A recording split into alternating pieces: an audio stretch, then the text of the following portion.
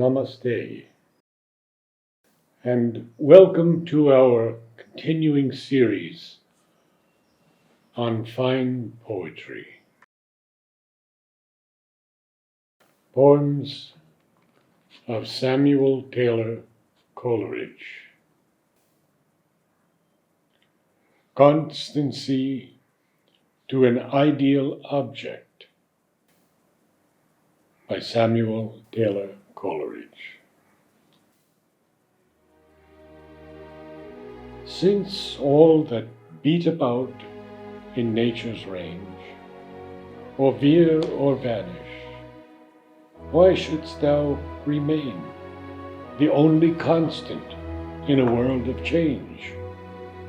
O yearning thought that liv'st but in the brain, call to the hours that in the distance play,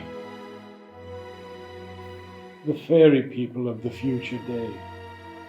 Fond thought, not one of all that shining swarm will breathe on thee with life enkindling breath, till when, like strangers sheltering from a storm, hope and despair meet in the porch of death. Yet still thou haunt'st me, and though well I see, she is not thou, and only thou art she. Still,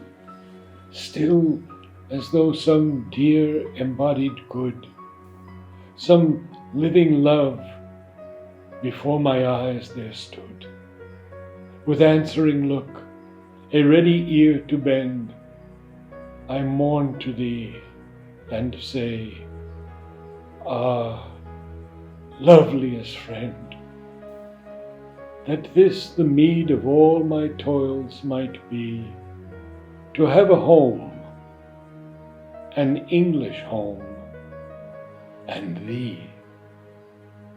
Vain repetition, home and thou are one.